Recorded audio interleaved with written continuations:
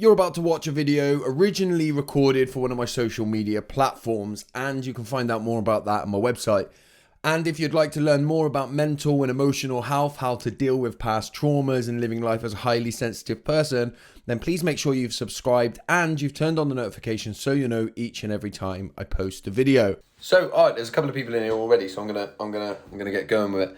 For anybody that doesn't know, that hasn't seen that already, today, for the next sort of 20 to 30 minutes, I'm going to be talking about highly sensitive children and how we can spot sensitivity in children. Oh my God, look at this, look. How we can spot sensitivity in children, what it looks like, and some of what we can do about it as parents of highly sensitive children and or as carers or sort of teachers or anything else to do with working with young people in that way.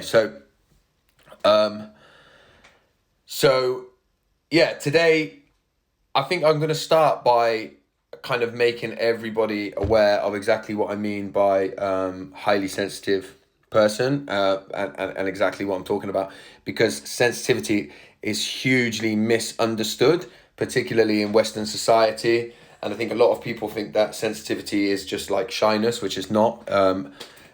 They reckon around 30% of people that are highly sensitive are extroverted. So sensitivity is not equal to shyness. I am very much a highly sensitive person, and not many people would put me down as shy, and I probably wouldn't put myself down as shy either, though I probably do struggle with self-value and things like that. So sensitivity is an innate thing. So sensitivity is something that they reckon there's around 15% of people are born highly sensitive. There is a debate and a discussion to be had about the nature nurture when it comes to sensitivity, and whether we become more sensitive as a product of our environment. And I would probably suggest that we do. I think that's probably true for me. But they reckon that the highly sensitive condition is found in over 100 different species as well, right? So this isn't something that's just true of adults, right? And when we're talking about sensitivity, what we're talking about is when people are sensitive to light, smell, fabrics, touch, but also emotions as well. So it's really important to understand that this sensitivity isn't just like crying a lot, right? It's an actual thing of being sensitive. So one of the ways that you can spot in children, for example, that they might be highly sensitive is if children that refuse to wear certain materials. So one of my sensitive children, whenever he sees certain materials, he'll go like that. No, he doesn't want to wear it because he just can't think of it being around his neck.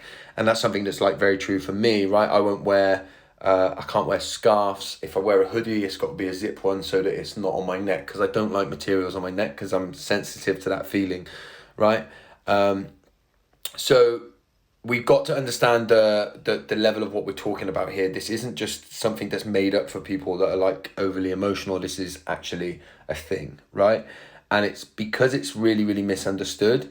It's often mistreated, and it's the mistreating of that sensitivity that causes the problem, okay? So we need to be much more aware of the subtleties in sensitivity, right? People that are sensitive are definitely easier overwhelmed. So they're much more easily overwhelmed, okay? But things like shyness and fearfulness and all that kind of stuff that comes with the sensitivity, that part is not innate. So the shyness that a lot of sensitive children will display is not innate. That's a reaction to their sensitivity. It can make them become shy, or, and this is really important, it can make them become the opposite, right? So they can become very like for me, in the end, I became very extroverted. I became very almost angry as a way of reacting to my sensitivity. So what we can learn from that is that things like shyness, things like anger, and the reactions to the sensitivity can have a lot to do with the environment. Okay, so that's really important, because what it often means is that if we're parents of sensitive children, or we're working with sensitive children, if we misunderstand the sensitivity as being a weakness and something that we need to try and stop young people being, then we cause the problem because we're trying to push that out of them. So I'll start by talking about some of the ways that you can spot the sensitivity in young people.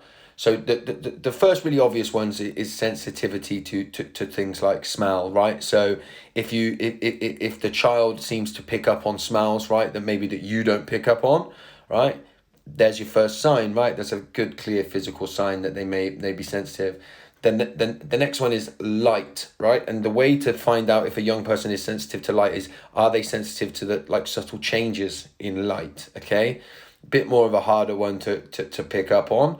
And for me, like, I have the screen down on my phone all the time. I don't like bright lights or anything like that, right?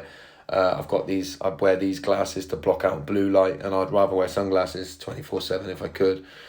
And then sounds as well. So one of my sensitive children, she will pick up on bangs, like loud bangs and stuff like that. Will send her into quite an overwhelm easy, and she will pick them up, and she doesn't like them. So she's very scared. My hair's doing my head in. She's very scared of like thunder and loud noises like that. So that's like a real obvious one is the one with the sound. I think a lot of sensitive children can become sensitive to sound. Now, what can happen is if they live in a difficult environment, right? Like, for example, like I did when I was younger, experiencing those loud bangs and those sounds and then not being able to be nurtured through that is the problem. So my daughter now, for example, when she hears thunder, I can nurture her through that, let her start to begin to find ways to regulate the overwhelm that comes with that she experiences when she feels the kind of overwhelm that she feels from the loud bang. I can help her to be there, support her through it, and to help her to begin to find ways to regulate it. If we suppress it with this idea that sensitivity is a bad thing and so they need to kind of toughen up and be a little bit stronger, then we are telling them that their overwhelm and how they're feeling is wrong. That's when it becomes problematic, because then what we're saying to them is don't listen to your body, don't listen to your feelings, and don't get what you need as a result. Stop feeling what you're feeling. Whenever we're telling a child to stop feeling what they're feeling, we're onto a loser, because what they will then do is develop unhealthy ways to not allow themselves to feel certain things. That's when you start to see anger. That's when you start to see things like shyness. That's when it starts to become a real problem. If you were to think of any other kind of innate thing that you were born with, right? If somebody was born with a kind of physical struggle, right? You wouldn't start saying to them, that's a weakness and you need to sort that physical struggle out. You would help to change the environment to be able to help them to manage what they're struggling with. For example, if somebody's in a wheelchair, right? You don't just say to them, being in a wheelchair is a weakness, you need to learn to walk. You go, look, let's get you a wheelchair and support you where you're at so that becomes less of a disability, right? Because we're trying to help you to still have the ability to do things. So when people are sensitive, highly sensitive, we shouldn't just be saying to them, you shouldn't be sensitive, let's try and stop you being sensitive. We should be saying, what environment can we create that's going to allow you to still be happy and to nurture your sensitivity? Because I hope hopefully we'll have time to come on to the fact that the sensitivity is an absolute kind of superpower when we allow young people to be able to nurture the positive parts of sensitivity. So another way of spotting sensitivity in young people, and this is their kind of emotional sensitivity, if your child or whatever child you're interacting with, if they are starting to worry about things, subtle things that you don't think they should pick up on, that shows that they have a sensitivity to it. So I can remember when I was very, very, very young, I would be constantly worrying, even when my mum remarried my stepdad, and it was a very kind of healthy or a much more healthy relationship, right? I could sense when my mum was stressed, and I could sense when my stepdad was a little bit angry. A really good example is when we used to go on holiday and we'd get lost, right? In the days before sat nav, I could feel the tension in the car. and it would really, really worry me. And then because nobody recognized my sensitivity, right, I just looked like I was being an attention seeker. I looked like I was being part of the problem, right? And what I learned to do is shut up and not communicate that I was overwhelmed, and push that down. And then I grew up into a young boy and a young man who was angry, right, and completely incapable of dealing with and processing my emotions, right? So it's a very simple step that we go from, where if we don't find a way to allow these young people to communicate exactly what they're feeling, then we teach them to suppress it. Hi, Molly. So I've talked about the loud bangs, and something else that a really good way of noticing sensitivity in young people is their imagination. So if they seem to play things out like way beyond what you can imagine, right? Then again, this is going to be a sign of their sensitivity. I remember as a child, adults looking at me saying, how the hell have you come to that? How the hell have you got from here to there? And it's because that sensitivity triggered a deep imagination in me, right? And obviously I was deep as a result of my sensitivities. Hi, how you doing? So what happens is, as adults, when we sense this sensitivity in our young people, our first go-to when we're not conscious can be to suppress that sensitivity. Now, here's the really, really important thing that I want to talk about here. And this often kind of gets people when you're talking about sensitive children. I'm going to say this. I think one of the biggest problems you face as a parent of a sensitive child is you. I believe that if you're able to pick up that your child is sensitive, there's an extremely good chance that you're sensitive too, right? And so then what happens is, when you sense your child's sensitivity, it pulls down every kind of defense mechanism that you've developed in your life, and it makes you feel exposed, right? Yeah, it will be saved. It will be on my IGTV, okay? Good. So what happens is, let me figure that out of the way. What happens when we sense our child's sensitivity is it can start to make us feel sensitive. And then we become sensitive to their sensitivities. And then we start scrambling, right, to try and prevent their sensitivities from harming them in the way that we used to feel when we were younger. As parents, right, we shouldn't try and raise our children to not experience what we experienced as children. We shouldn't try and raise our children to have everything that we didn't have. We should raise our children to be who they really, really are, free from any of our past worries about our own sensitivity. Right, let me just read this comment. My daughter has a very vivid imagination. She also noticed subtle changes in facial expressions and questions if I'm okay. Good. I'm glad you raised that, Kim, as well, because it brings me on to another really important point as a parent. When we're feeling stressed, when we're feeling overwhelmed, when we're feeling our own sensitivity, our sensitive child is going to pick up on that. Now, if your child is young, and I'm talking pre-teenage years here, they likely won't have the vocabulary to be able to communicate that they sense your sensitivity, right? As adults, we've not reached that yet, by the way. So when a child is young, if they can feel that you're stressed, and they can sense, because they're sensitive, they can sense your sensitivity, they can sense your stress, right? They're not going to be able to necessarily communicate exactly what they're feeling. They won't have the literacy to do that, right? So what will they do?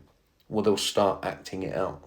So they'll start kind of playing up to acting out to your sensitivity. And of course, if you're stressed, right, and you're kind of struggling internally, and you're using all of your coping mechanisms that you normally use, that you've been conditioned to use as a child, which is keep my sensitivity in, right? My feelings are a burden. Don't express or communicate how I'm feeling. Don't have this conversation. Push my sensitivity down, right? So you're sitting there trying to put on a brave face, acting like everything's okay. Now your child is sensitive, so they know the game, right? They know what you're communicating is not authentic, and they don't know how to communicate that. So then they start acting out. You'll be sat there, right? And they start bouncing around you. They start kind of acting out weird things, doing things, and sometimes you can be a bit like, seriously, if you're gonna act like that, then go away, right? Or get out of my space, right? You might not use those words, but that's what you're starting to think inside. So you start to realize that the biggest battle when dealing with sensitive children is nearly always against our own sensitivity. Some of us will be recognizing the sensitivity in our children without recognizing the sensitivity within ourselves, because we would have built our own defenses to it. And the amount of time people come to me to speak to me about sensitive children, and I say, are you highly sensitive?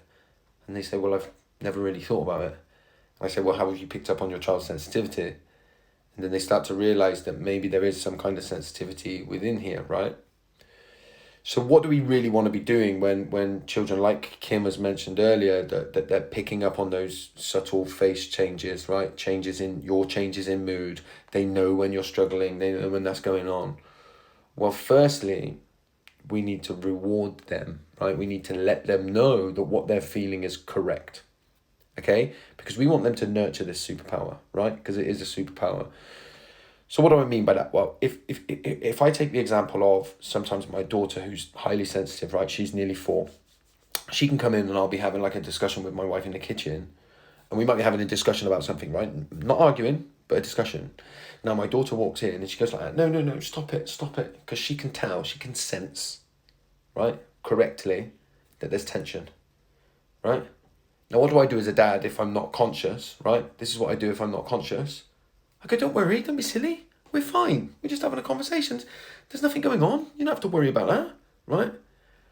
And what I do is I tell her whatever you were feeling was wrong, right? So push that down, right? And ignore it. So I'm teaching her your sensitivity, your intuition is flawed and it's wrong. It's not wrong. What I need to do as a parent in those moments is to go, you know what, it's really good that you've sensed that, because we were just having a discussion. Now, we were having a discussion, and it doesn't mean that we've fallen out or that we dislike each other, but we've had a different view on it. And what you've sensed is that there's some tension. And even at 4 years old, I can talk about this. Now, tension sometimes arises when we have a little bit of a disagreement. That's different from not loving each other. It's different from falling out with each other. And what you're starting to do is create that conversation that allows them to know, oh, you know what I feel is right. Let me realise what someone said here. I'm realising now that this is a cycle between my mum and I where we get upset about the other being upset. Exactly. And I do this in relationships, right? People that are close to me, they can't get away with not feeling very good and not telling me about it. I say, what's wrong? And I can feel it. I know it's there, right? And I know it before the person's even experiencing it, right? And I can't get away with it. I can't get away from it. And what happens is because I've never learned to regulate that. I've never learned to, okay, what am I sensing here? Well, I'm sensing this person it's not 100%. I'm sensing that they're stressed and struggling with something, right? Rather than getting curious about that and understanding it, because I never had that nurturing, nobody was available to match my sensitivity when I was younger, I get all twisted and I try and find ways to deal with it. And so what I tend to do is I'll create an argument about it, because it's easier for me for there to be an argument, because then I can focus on the argument rather than these conflicting things that are going in where I'm not listening to my intuition and my internal feelings very much, right? So what we're trying to do with young people when we sense their sensitivity is to let them know that their sensitivity is a good thing and that we can hone in on it. And then we can start to say, what are you feeling? I bring it back to what Kim said when she said that they notice the subtle changes. When you can sense it in them, let's have the conversation, right? We grew up, often many of us have grown up in the past in environments where children were kind of children, and they were there to be taught how to be a good person. I believe that to be wrong. I believe children are small, human individuals who need to be taught how to stay themselves. The biggest battle most of us have in our adulthood is trying to undo that conditioning that was done in our childhood. Right? So what we're trying to do is help to keep children's authenticity being understanding what they're feeling, understanding what they need as a result of what they're feeling, and then being able to communicate that feeling within their activities and their relationships. So we mustn't be frightened of not having the answers about how they're feeling, but we can ask open questions, okay? So we can say, if a child says, I don't know how I'm feeling, and say, okay, well, where do you feel it in your body? Let's reconnect them with what they're feeling, right? Because we feel our feelings and our emotions everywhere in our body.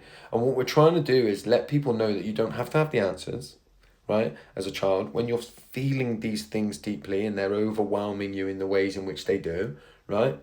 Let's try and understand what you're feeling, and then let's make sure you get what you need as a result. Now, one of the worries that some people have is that people need to toughen up a little bit for when they go to school. Children will learn, right? Much like a child, sometimes our children still call us mummy and daddy, right? But when they're at school, they know you don't call them mummy and daddy at school, you call them mum and dad at school. Otherwise, people are going to take the mickey, right? What children need, right, is at least one, or preferably two if we can, but one is enough, nurturing adult who they know they can go to and open themselves up and say, I don't know what this is, but I need a space to be able to explore it. And as parents, our only job, or our main job, let's say, is to make sure that we can hold that space. And we do that by making sure that we have regulated our own stuff enough to be able to create that space. And what comes with that is vulnerability. What you'll start to realize is the way in which you interact with your children is sometimes based on spaces that make you feel comfortable. So it may be that we've reached a space where we're quite comfortable in, interacting with our children as us being very much up here and them being down there, right? And it's not that we want to remove any kind of boundaries, but when we're talking about emotions, what we really, really want is that safe space, right? Lots of us, or some of us, may have experienced when we were younger emotional loneliness as a result of our sensitivity. Emotional loneliness comes when we don't have somebody that can match our sensitivity enough to be able to explore our emotions. And so the adults within our lives were actually frightened of our sensitivity. So each and every time they sensed our sensitivity coming to the, our emotional deepness coming to the forefront, they shut us down, right? Not consciously, almost always subconsciously, but they would back away from the conversation because our emotions, our deepness and our sensitivity frightened them. One of the biggest problems is that now as parents, our children's sensitivity frightens us. And it's a really hard learning, right? And this isn't about shaming ourselves or saying that we're getting it wrong or that we're bad parents. If you can get this right 20 to 30% of the time, I think you're doing amazing. I get it wrong most of the time. That's the truth, right? I can sit here and very, very calmly talk about how this plays out. But then when you put me in those meaningful relationships with my children and I'm trying to show up and be there enough, it becomes very, very difficult. So that's important to understand, that we're not shaming ourselves. This isn't about looking at how wrong we've got it. This is about challenging ourselves to see if we can be there more. So I've got 5 minutes. I'm on a call at 11. So if there is any questions, I don't know how many, it says that there's 13 people in here at the moment. So if there's any questions, I can answer them, and I've got 5 minutes to do that. I'm just checking. Before I jump on another call. By the way, I'll put this on my Instagram TV. I'm hoping that I can save this to put it on my YouTube and put it on my Instagram TV, but I'm not 100% sure yet. So, questions, I've got 5 minutes if there is any. I don't know how delayed the comments are on this. I'm not used to using it. But if there is any, I'll just hang about for 5 minutes. Also, if anyone's got a lighter, because mine's run out, I can't light my candle. No? Good.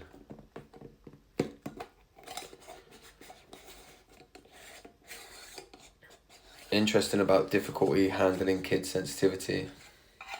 Yeah, it's, look, I think that one of the biggest problems that we face is the handling of young people's sensitivity. And then what it does is we just suppress it in them. We just suppress the sensitivity in children, and then they grow up feeling like there's something wrong with them, and they learn to push down how they're feeling, to not trust it, to not deal with it. We do that positivity thing, right? And by the way, I think in the self-development world, some of the things that we're pushing, we need to be really careful about, right? If a child's sensing what is a difficult emotion, and I always do this because we feel it in our body. If a child's sensing these difficult emotions, right, we try and get them to think positive. Don't think about those emotions. Think about some pretend ones over here, right? Let's embrace them. What are those difficult emotions? Let's find ways to soothe ourselves through them. I've had to really learn how to soothe myself through emotions, so it's been difficult to teach my children how to soothe through those deep emotions. But what do they need? For example, when I'm really overwhelmed, I need to withdraw. I need to be on my own. Does your sensitive child need a bit of time away from us? That's really difficult for us. We want to be there and surround them and hug them and give them everything that we didn't have. But maybe they need to withdraw. I need to withdraw. I don't want people around me when I'm struggling. I want to be on my own. So we need to make sure that we're helping children to do that, right? Careful with this positivity. Come on, think about the good stuff. Think about the things that you're grateful for. All these things are great, but if you're feeling something else, then this doesn't matter, right? How our caretakers couldn't handle our sensitivity growing up. I wonder why it made them uncomfortable. Probably because they were sensitive too, and their parents never created a space for them to explore their sensitivity. Or they were emotionally, what's the word? They were emotionally illiterate. They were emotionally immature. Emotionally immature parents don't have the maturity, not because they're bad people. It's not about blaming them. They just don't have the emotional maturity to be able to go to that space for our emotions. And then so that's why they suppress it in us. Not because they're bad people, not because they even mean to, just because they don't have that emotional maturity to be able to do that. And that leaves us feeling emotionally lonely. This is very interesting. My 10-year-old son is sensitive, and it's made me think of other ways to speak to him about it. Yeah, that's really important. And I think the most important thing is to find ways to listen to them speak about it, to create that space. Open-ended questions. What are you feeling? Where do you feel that? Why do you think this has come up? And remember, you don't need the answers for them. You're helping them to explore with them, right? Imagine their internal world, right? They need to explore their internal world. All you got to do is hold their hand. Yeah? You haven't got to tell them what the internal world's about because you don't know. You got to hold their hand so that they can explore it. The more we learn, be with our own difficult emotions, the more we'll be able to handle those of others. Absolutely. Without question. Good. Right, I think we're there. I've got to jump on a call now. I don't know how to get these comments off of my... Oh, there you go. Yeah, I've got to jump on a call. This will go on my Instagram TV, and I'm hoping to be able to put it on my YouTube channel as well. So it'll be available for everybody to see in the future. Thank you. Thank you.